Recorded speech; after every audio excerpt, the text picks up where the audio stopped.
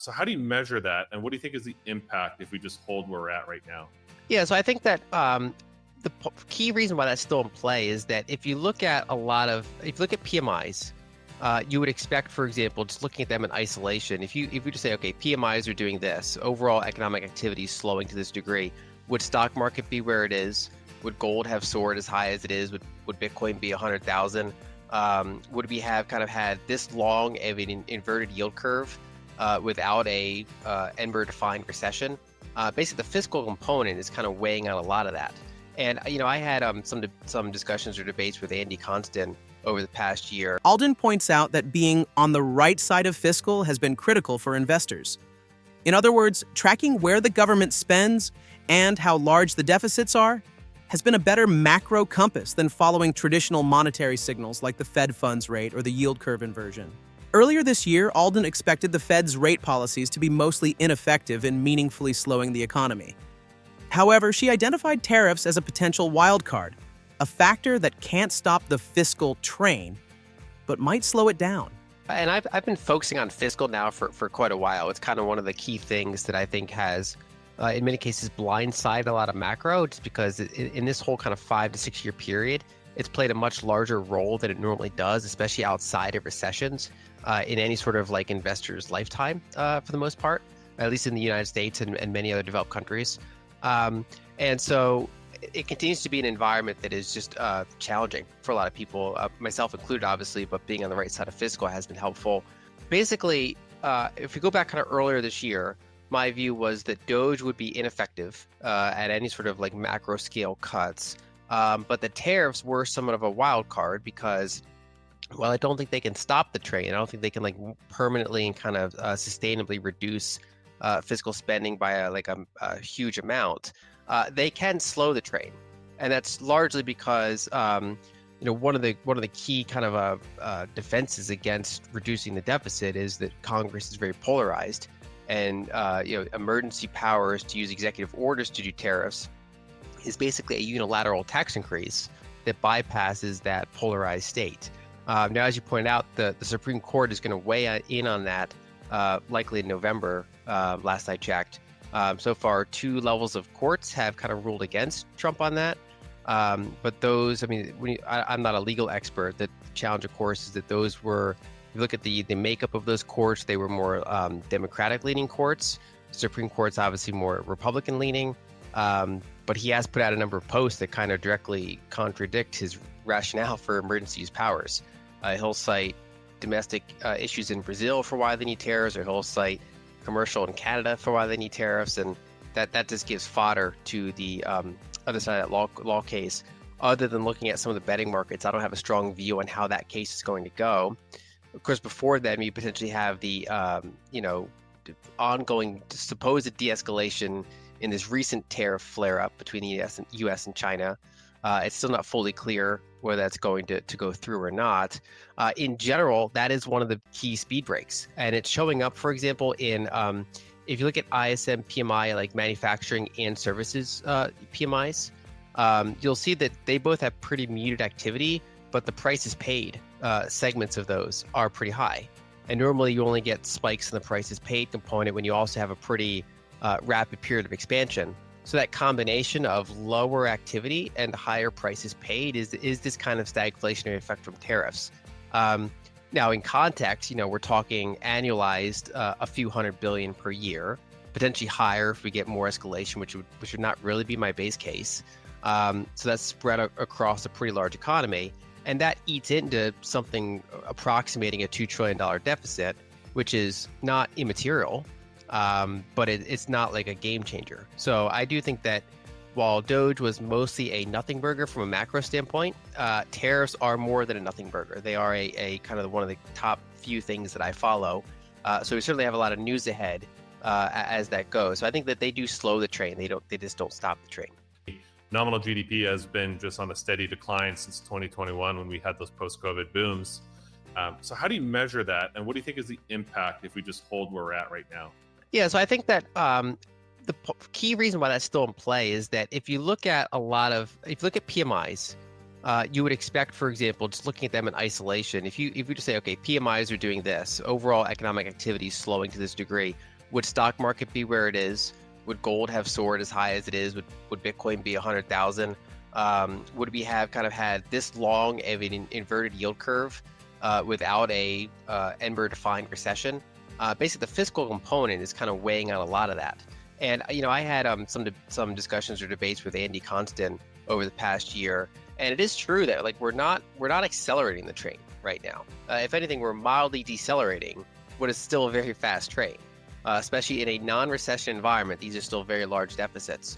And so you have this kind of background stimulatory component that does fluctuate, and that's why I don't just stop writing reports and go to the beach for a year, right? I'm still kind of mapping out the rate of change these things happen, the news events that happen, little booms and busts that happen along the way. So there still are opportunities, there still are uncertainties along the way, but that this kind of underneath this whole sine wave that we normally invest in, there's this higher floor. And so right now, yeah, we're more compressed than we were last year. So basically we had, of course, the huge COVID stimulus, and we had in 2022 was kind of the contraction from all of that, as well as higher prices. 2023 and 2024 were this kind of reaccelerating period in a more mild sense than, of course, the boom. And 2025 has been this decelerating period, but from that high level. And I don't think that will just like persistently decelerate back to what we saw pre-COVID. And then, of course, the other factor is that while nominal GDP is not as explosive as was before, it still is often surprised to the upside, especially compared to a lot of what the bears were expecting. And one of the things I kind of point out with fiscal deficits is that they directly fuel nominal GDP. Of course, they have all the other offsets that can detract from nominal GDP growth. And so when you look at, say, deficits as a percentage of GDP, or even overall federal debt as a percentage of GDP, I don't expect that to grow very rapidly, because I think that both nominal deficits and then to some extent nominal GDP will be generally more elevated than average from what we're used to, say, throughout the 2010s, with the caveat that we still have this, this general like sine wave type activity along the way. Yeah, what are some tangible impacts? Obviously, there's we're at this point now where it feels like the reflexive reaction to these is just to fade them and say, oh yeah, we do these every 4 years now, it's just part of the game. But is there any material impacts on the economy and things to think about when you just see how long this shutdown is going on right now? I think it's, by all accounts, likely to become the longest shutdown in US history. So yeah, what are some of the impacts? I wrote about this about a month ago, right when it was about to start in one of my research reports. And my view at the time was for the normal length of a shutdown, it's not materially affecting any of my macroeconomic assessments. That's not to say that it doesn't affect individual people's lives. So I don't want to come across as like insensitive when I say that, but just from the big numbers I look at, things I'm going to invest in, that kind of first month of a shutdown is not a huge macro scale thing. Now, as we enter the second month and we start to get into news about like food stamp programs and stuff running dry, that's where the game changes. We don't, like you said, this could be the longest one. We don't have a lot of precedent for how a shutdown could impact things after we get into this, like, when you start to get kind of deep into month two. I still would put probably the social aspects higher than the economic aspects in the sense that, when you kind of impact that lower income segment, it doesn't necessarily show up super quickly in some of these big numbers right away, because, as many people know, like if you look at the top 1, the top 10, the top 30% of people in terms of income or wealth, they do a really big lion's share of the spending. So when you impact that 20 to 30%, it doesn't necessarily impact all the big macro things right away. But it does, of course, contribute to social tensions, because it's still a pretty big percentage of the population itself.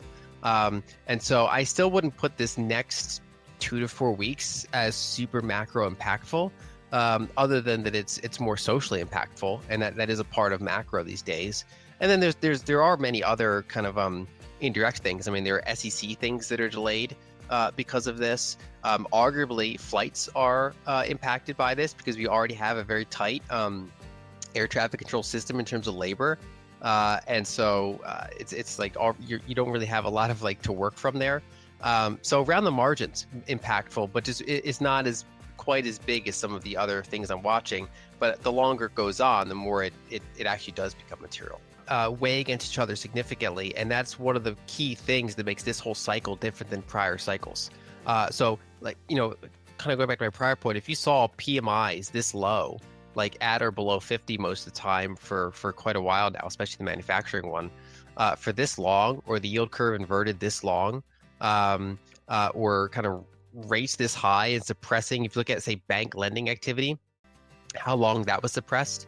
If you look at senior loan officer surveys, so like the tightening of bank credit that happened, especially throughout 2022, a lot of these things would, in their own, especially a collection of them, would point to a recession, which then we didn't have. And so one of the characteristics of like fiscally dominant economies is that they, in many cases, look more like emerging market recessions or emerging markets stagflations, which is to say, you don't necessarily, it obviously depends on the market, but you don't necessarily have a big like unemployment wave, but everyone feels kind of poorer, or at least a lot of people feel poorer, and they're not 100% sure why. It's some combination of debasement, rising costs, lack of kind of tangible growth as far as they can see, and they might see it in numbers that there's bigger growth, and like, well, I'm not seeing it in my life. And so you have that, like, if you look at, say, 2022, if you look at the misery index, so the sum of inflation, price inflation, and unemployment, the misery index reached recessionary levels, but of course that was mostly the inflationary component. And if you look today, the misery index is pretty much, it's not low, but it's in check. You have kind of that mid-level inflation, fairly low unemployment still, and yet consumer sentiment is back near record lows, because you have this kind of slow affordability crisis happening. It's not any sort of acute thing. We don't see like an acute spike in initial jobless claims, but we see this kind of lack of satisfaction with, say, college graduates getting into the job market, especially in the world of AI, and just generally a lot of sectors slowing. There's a lot of trouble areas in, say, whether it's private equity, whether it's venture, whether it's private credit, commercial real estate. Obviously, that's a surprise to no one. All these areas are on the weaker side, and yet it's offset by rather large deficits, which are not targeting kind of that high impact sugar high type of thing. They're not going out to people with the highest propensity to spend, but they are hitting that kind of upper older portion on average. Of course, some goes to the, like Medicaid and food stamps stuff goes to the lower end, but the part that we're talking about is mostly going to that higher end. But then that does trickle out through their children, through their employees and things like that. It kind of gets out there. So it still is a stimulus force, but it is that very K-shaped aspect to it. So you get rising polarization, you get things running hotter for longer than you'd expect, while you keep seeing cracks under the surface, and all the bears are kind of like, why hasn't things broken yet?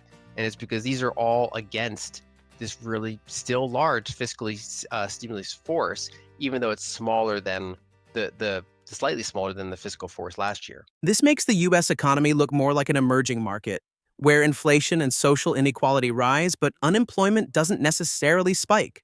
People feel poorer, even if the headline numbers suggest stability. This disconnect shows up in consumer sentiment, which remains near record lows despite low unemployment. Many Americans feel squeezed by a slow-motion affordability crisis, rising costs, stagnant real wages, and a sense that growth doesn't translate into a better life.